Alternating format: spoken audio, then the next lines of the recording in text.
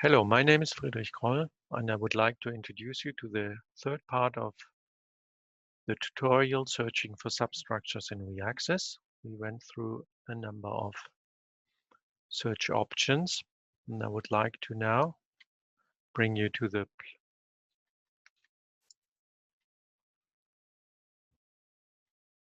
using R groups and predefined generic structures in searches, viewing the results and the properties of the results. So to do so, I will show you Reaxys how it looks like. That was the predefined search we've run with a list of atoms in a substructure. Yeah, we need to click on substructures on all atoms in this case.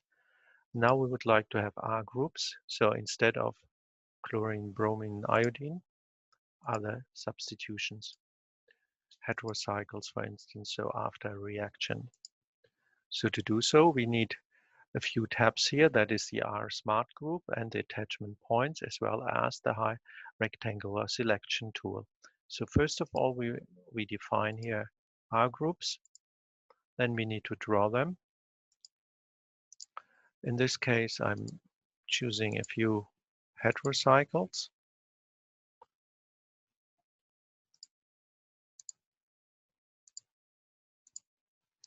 Use the attachment point group. R group should be at the nitrogen. We are running coupling reactions here. Now we need to highlight those and tell Reaxys that is the R group number 1, as you can see here.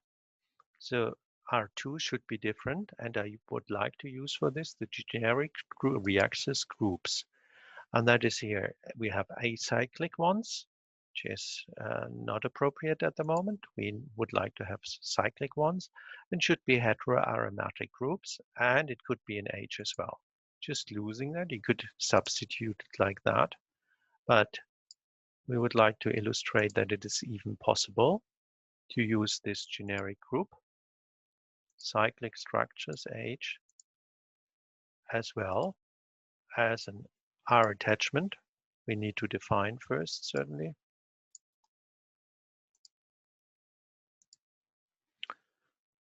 Definition, highlight the whole molecule, tell it reacts as this R2. So now we have done that, it's fine. But I would like to have a more elaborated example. I delete that again and bring in already predefined groups like this. Again, the attachment points needs to be defined as I did just before. Here I did a little special substructures, which as well contains a generic Reaxys group, which is patched up here. So predefining again is easy. Which R group is this? These three should be R group 1. Typing that. The one below should be R group 2. As I said, it can be directly attached, but in this case it serves as illustration. Should nothing else, we have it on substructures on all atoms. We transfer to query and now run the search. Do you see now? You see all substances that come out of this search, all targets that are associated with these substructures and all reactions.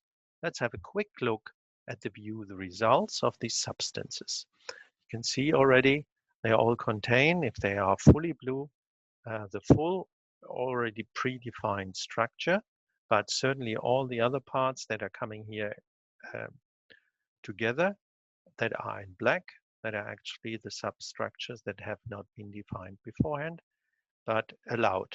So in this way, it's possible to find quite a lot of new classes of substances that might be active at a certain target. And looking at the grid view, you see here numerous of different substances here that are possible to synthesize from this molecule, or at least are related to each other. You can go through the pages, find more of these.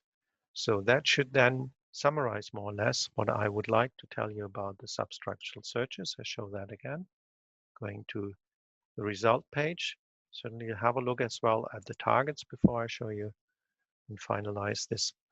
These are all the targets that are actually interacting with the molecules we predefined in substructures, and they can be analyzed. The activity of the compounds against these targets can be analyzed by clicking on heat map.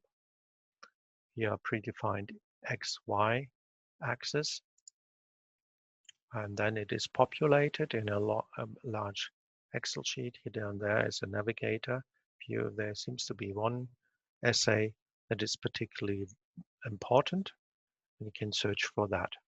I'm leaving this now, showing you as the preview and edit. This was the search we've done to get all these results in a very quick fashion. And this ends the third part of the tutorial, substructural searches in Reaxys. Thank you.